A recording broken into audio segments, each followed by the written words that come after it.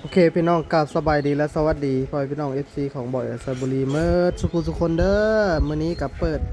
ภาพมากับเห็นบ่อยนั่งกินหมูกระทะกับแฟนและกันน้องสาวบ่อยพี่น้องเลยฝนตกบ่ได้เฮ็ดงานก็เลยพากันไปกินหมูกระทะเนาะพี่น้องเลยตอนแรงนานๆที่จะได้พาแม่บ้านไปกินไปเลี้ยงจ้อยหลายบ่อยก็ อาจจะได้ปิดเสียงนั่นแน่เพราะว่ามันเพิ่นเปิดเพลงเนาะมันติดกับลิขสิทธิ์แฮงเนาะก็ต้องได้พากย์เสียงเอาพี่น้องเอ้ยก็ต้องขอโทษขออภัย FC หลายๆอาจจะบ่ได้ยินเสียงในอันห้านบันไดเนาะเพราะว่าบ่ได้ปิดเสียงนะเพราะว่าเพิ่นเปิดเพลงมีแต่ลิขสิทธิ์แฮงๆเท่านั้นพี่น้องเอ้ยก็เลยต้องมาพากย์เสียงย้อนหลังเอาพี่น้องเอ้ยเนาะบ่ได้กินก็คุ้มอยู่พี่น้องเอ้ยมากินอัน ไอเห็ดเข็มทองเนาะกับเพิ่นเอาอัน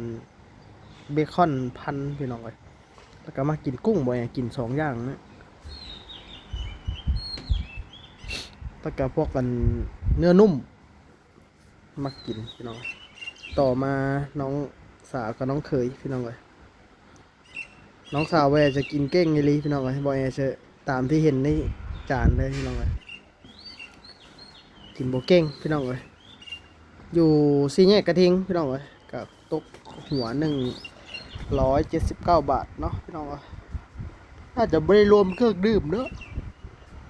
แต่กินได้บ่อั้นเนาะบ่ได้จำกัดเวลาพี่น้องเอ้ยก็น้ำจิ้มน้ำอย่างแซ่บดีพี่น้องเอ้ยสุดท้ายเราบ่ได้ก็ถ่ายคลิปกับบ่ได้ยาวปานใดเนาะเพราะว่ามันคนหลายแน่เสียงรบกวนหลายพี่น้องเอ้ยแล้วก็บ่ได้มากินไอติมบ่อยมักกันรสดันคาเอิร์นเนี่ยก็วานิลาบ่พี่น้องเลยมักกินสุดท้ายนี้ก็